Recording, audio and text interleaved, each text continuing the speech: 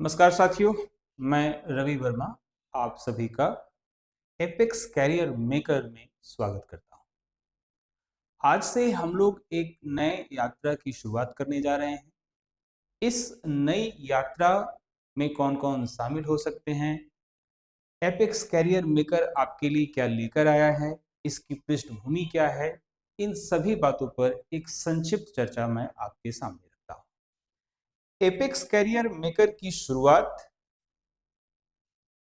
Avinash Kumar Singh sir ने किया है, जिन्होंने मैथमेटिक्स में ग्रेजुएशन और फिर पीजी और एमबीए किया है। ये पिछले 15-20 वर्षों में शिक्षा के क्षेत्र में काम कर रहे हैं और इनकी कई इंस्टीट्यूशंस हैं, apex arts academy, Vedanta institute of science. ये सभी प्रयास इन्होंने किए थे और कहते हैं ना, काम करते करते आपको आगे के रास्ते दिखते हैं। हमारे प्रयास को और सुदृढ़ करने के लिए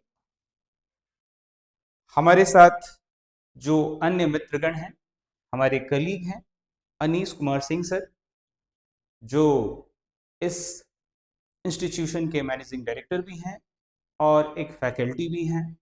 इकोनॉमिक्स इन्हीं के द्वारा आप समझेंगे। मैं खुद मानविकी विषय के अधिकतर बातों को आपके सामने रखूंगा, जैसे कि history, political science, geography, current affairs या सामान्य विज्ञान। एक और सर हैं अखिलेश कुमार सिंह सर, ये मैथमेटिक्स और रीजनिंग को लेकर आपके सामने आएंगे। हमारा इंस्टीट्यूशन इन सभी के साथ साथ ऐसे लोगों के सहयोग से भी आगे काम करेगा जो पर्दे के पीछे रहकर आपके लिए स्टडी मटेरियल तैयार करते हैं, कैमरे के पीछे खड़े हैं, या जो पर्दे के पीछे के जो काम होते हैं वो काम करेंगे। हम लोगों ने अब तक जो काम किया है वो एक टीम के रूप में काम किया है। हमारा लक्ष्य स्पष्ट रूप से उन सभी लोगों तक पहुंचना है जो एक नए विचार की प्रतीक्षा में है। हमारी टीम हमेशा यह कोशिश करती है कि शिक्षा को सबके पास सहजतापूर्ण पहुंचाया जाए, रिजल्ट ओरिएंटेड हो, और चूंकि अब तक के काम से ही हमें यह प्रेरणा मिली, तो जाहिर सी बात है जब हम एपेक्स कैरियर मेकर के साथ आगे बढ़ेंगे और आप हमसे जुड़ेंगे तो मेरे इस भाव पर आपकी भी सहमति होगी। एक संक्षिप्त परिचय लेते हैं कि हम लोग यहां तक पहुंचे कैसे हैं। इस पूरे कार्यक्रम की शुरुआत, इस सोच की शुरुआत अविनाश सर ने 2010 में की थी, जब वेदांता इंस्टीट्यूट इन्होंने खोला था, जहां पर प्रारंभिक में क्लास 6 से 10 तक के बच्चों को, क्लास 6 से 10 तक के बच्चों को पढ़ाया जाता था। फिर 2012 में वेदांता साइंस शुरू किया गया था 11th और 12th के लिए। 2014 में वेदांता कॉमर्स शुरू हुआ था 11th और 12th के लिए। 2015 में वेदांता आर्ट्स क्लासेस शुरू हुआ था 11th और 12th के लिए। और यहीं से हमें सामान्य प्रतियोगी परीक्षाओं की तरफ आकृष्ट होना, या उस समय कैसे प्रतियोगी परीक्षाओं के लिए लगातार लोग आते गए और हमें एक प्रेरणा मिली कि एक और प्रयास किया जाए। 2018 में हमने एपेक्स आर्ट्स एकेडमी की नींव डाली और साथ ही साथ संघ लोक सेवा आयोग, बिहार लोक सेवा आयोग के लिए एक बैच, फाउंडेशन बैच भी हम लोगों ने शुरुआत किया था। जैसा कि आप सभी को पता होगा, जितनी भी प्रतियोगी परीक्षाएं होती हैं, सरकारी नौकरियों के लिए जो अवसर होते हैं, उसमें एनसीईआरटी की भूमिका काफी अहम होती है। मैं खुद इस संस्थान से पिछले 4-5 वर्षों से जुड़ा हूं और इस दौरान जो बहुत सारे बच्चों की क्वेरीज रहे कि एनसीईआरटी की क्या उपयोगिता रहे। जैसे ही कोई बीपीएससी की तैयारी करने की सोचता है, यूपीएससी के बारे में सोचता है, चाहे वो उनकी पृष्ठभूमि कोई भी हो, चाहे वो विज्ञान से हो, कला से हो, वाणिज्य से हो, या कोई प्रोफेशनल कोर्स ही क्यों ना किए हो, लेकिन उन्हें एनसीईआरटी से होकर गुजरना ही होता है, क्योंकि एनसीईआरटी एक प्रमाणिक पुस्तकें होती हैं। तो इसी को ध्यान में रखकर हम लोगों ने 2025 में एपेक्स कैरियर मेकर की शुरुआत की, जो पूर्णतः प्रतियोगी परीक्षाओं को ध्यान में रखकर काम करे। बिहार में 2025 इलेक्शन ईयर था और बहुत सारी वैकेंसीज यहाँ पर अनाउंस्ड हुई। ऑफलाइन बैचेस चल ही रहे थे। एक उद्देश्य यह था कि ज़्यादा से ज़्यादा लोगों के बीच पहुंचा जाए, उन्हें भी लाभान्वित किया जाए। तो इस प्रयास को लेकर हमने एक विकल्प सोचा था कि कैसे आपको प्रतियोगी परीक्षाओं के लिए, वैसी प्रतियोगी परीक्षाएं जो खास करके अभी बिहार में कुछ दिनों में आयोजित होने वाली हैं, चाहे वो बीपीएससी के द्वारा हो, चाहे बीएसएससी के द्वारा हो, चाहे बीपीएसएससी के द्वारा हो। हमने जो 2015 से काम किया उस दौरान बहुत सारी सफलताएं हमें मिली। अभी जो हाल फिलहाल चाहे 2024 या 25 के कुछ सफलताओं को आप लोग देख सकते हैं, प्रेरित हो सकते हैं और हम पर भरोसा जता सकते हैं। ये कुछ टॉपर्स हैं जो हमारे इंस्टीट्यूट से निकले हैं 11th-12th पढ़कर और फिर सीयूटी की एग्जामिनेशंस पास करके दिल्ली विश्वविद्यालय या भारत के अलग अलग प्रतिष्ठित विश्वविद्यालयों में अभी अध्ययनरत हैं। कुछ ऐसे विद्यार्थी जिनके रिकॉर्ड्स मैं यहाँ पर आपके सामने डिस्प्ले नहीं कर पा रहा हूँ, वो ऑलरेडी किसी अच्छी संस्थान में काम कर रहे हैं, गवर्नमेंट सर्विसेज में हैं। ठीक है, ये अलग अलग अवसरों पे जो हमारे इंस्टीट्यूशन ने कोई प्रोग्राम रखा उसकी तस्वीर आप देख पाएंगे, हमारे स्ट्रेंथ, हमारे परिवार को आप समझ पाएंगे।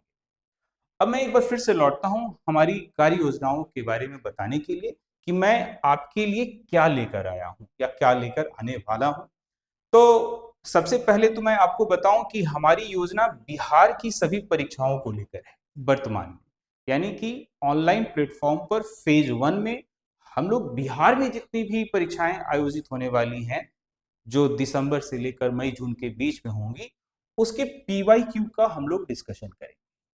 पीवाईक्यू में किन किन चीजों का होगा, जैसे बीएसएससी की अब तक की जितनी परीक्षाएं हुई हैं, बीएसएससी की परीक्षाओं में सीजीएल जो ग्रेजुएट लेवल पर है, कॉमन ग्रेजुएट लेवल पर है, या फिर इंटर लेवल पर है, या फिर जो बीएसएससी के जो अन्य परीक्षाएं हैं जो अब तक आयोजित की जा चुकी हैं, जो लगभग 20-21 वर्षों में 30-35 सेट है, ये मैं आपके सामने डिस्कस करूंगा। जो भी प्रतियोगी परीक्षाओं की तैयारी करते हैं वो इस बात से तो बिल्कुल सहमत होंगे कि पीवाईक्यू कितना महत्वपूर्ण होता है।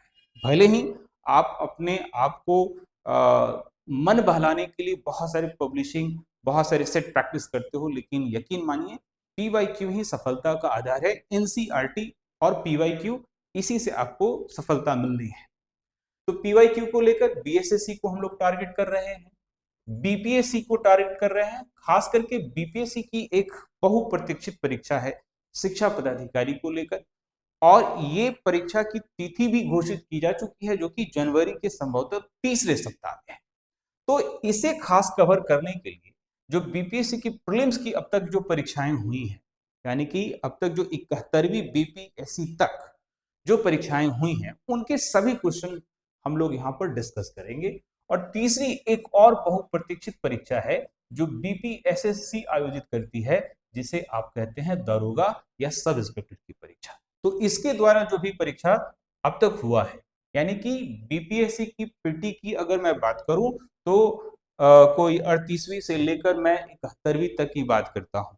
38वीं से लेकर 71वीं जो परीक्षाएं हुई हैं, इतने वर्षों की परीक्षा। एसआई की कोई पिछले वर्षों में 15 सेट हुए हैं, वो ये सभी परीक्षाओं के क्वेश्चन पेपर यहाँ पर डिस्कस किए जाएंगे। जीएस का पेपर मैं करूंगा, मैथ्स और रीजनिंग का सेक्शन अन्य सर करेंगे। ठीक है, इससे एक तो स्पष्ट हो जाएगा कि आपको प्रश्न की प्रकृति क्या है, यह स्पष्ट हो जाएगी। आपको ये हिंट्स भी मिलेगा कि जो करंट अफेयर्स है वो कैसा पूछा जाता है। लेकिन यह बात हमें ध्यान में रखना है कि करंट अफेयर्स अब जो पीछे के प्रश्न पूछे गए हैं वो तो रिपीट होगा नहीं, वो अभी काम आएगा नहीं। तो करंट अफेयर्स हमें यहां से हमें ये पता चलेगा कि कैसा पूछेगा। इसको लेकर हमारा एक दूसरा सेगमेंट होगा, यानी कि पहला सेगमेंट पीवाईक्यू और दूसरा सेगमेंट जो होगा वो हम लोग एक मैगजीन फॉलो करेंगे जिसका नाम है प्रतियोगिता दर्पण। और ये प्रतियोगिता दर्पण हम लोग पूरे 1 वर्ष का करने वाले हैं, यानी जनवरी, 2025 से लेकर दिसंबर 2025, लेकिन यह बात आगे जारी रहेगी। यानी कि कल होके यदि बीएसएससी की परीक्षा मई जून में है तो ये सीक्वेंस बढ़ता जाएगा। हम लोग अप्रैल मई तक का प्रतियोगिता दर्पण करेंगे, एक दूसरा सीक्वेंस होगा। प्रतियोगिता दर्पण के अंतर्गत हम लोग क्या करेंगे? प्रतियोगिता दर्पण के अंतर्गत हम लोग नेशनल न्यूज को कवर करेंगे, इंटरनेशनल न्यूज को कवर करेंगे, इकोनॉमी के क्वेश्चंस को हम लोग कवर करेंगे, साथ ही साथ जो विविध में या फिर स्टैटिक जीके में कुछ नया बदलाव हो रहा होता है, कोई नया पद भार ग्रहण करता है, स्पोर्ट्स में कुछ नया हो रहा होता है, तो स्पोर्ट्स या कुछ मिक्स जो क्वेश्चंस बनते हैं वो हम लोग देखेंगे। ये इसका रेफरेंस प्रतियोगिता दर्पण ही होगा। साथ ही साथ इस पे बेस्ड जो क्वेश्चंस प्रतियोगिता दर्पण में दिए हुए रहते हैं, जो कि 100 या 110 के आसपास होता है, तो 12 महीने का लगभग 1200 से ज्यादा क्वेश्चन का अभ्यास यहाँ। यानी आप पहले सेगमेंट से एक पूरे जीएस को कवर कर लेंगे, मैथ्स रीजनिंग को कवर कर लेंगे जो पूछे गए प्रश्न है, और फिर करेंट अफेयर्स आपका कंप्लीट हो जाएगा। यानी कि एक संपूर्ण पैकेज यहाँ पर आपके लिए है। अब मैं कहता हूं कि ये किसके लिए हम लोग कर रहे हैं, तो हमारे जो टारगेट ग्रुप हैं वो दो हैं। पहला टारगेट ग्रुप वो जो पहले से पढ़ चुके हैं, पहले से पढ़ चुके हैं। मैं कोई नया बात तो पढ़ा नहीं रहा हूं, मैं आपके सामने कोई नया बात रख नहीं रहा हूं, पहले से पूछे गए प्रश्न है और मैं उसके अभ्यास करा रहा हूं। तो वैसे लोग जो पहले से कहीं पढ़ चुके हैं वो हमसे जुड़े। दूसरा, वैसे लोग, चूंकि हम लोग 11th और 12th पढ़ाते हैं, तो ऐसे विद्यार्थियों से मिलते हैं जो आने वाले दिनों में प्रतियोगी परीक्षाओं में शामिल होने चाहते हैं, आने वाले दिनों में प्रतियोगी परीक्षाएं देने वाले हैं। अब उन्हें यह पता नहीं होता है कि प्रश्न पूछे कैसे जाते हैं, तो जो सबसे अनुभवहीन होते हैं या कहा जा सकता है कि नए नवेले होते हैं प्रतियोगी परीक्षाओं में, तो वो भी हमसे जुड़ सकते हैं और अपने आप को तैयार कर सकते हैं कि जिस एनसीईआरटी 11th ज्योग्राफी को पढ़ते समय बोर्ड की परीक्षा उन्होंने पास की, उसी एनसीईआरटी को पढ़ के प्रतियोगी परीक्षा कैसे पास करें। तो मेरे प्यारे दोस्तों, आपके लिए एक नया प्रयास है, आपके लिए एक खुला निमंत्रण है। आइए और हमारे साथ जुड़िए और इस यात्रा को और मजेदार बनाइए। धन्यवाद आप सभी का।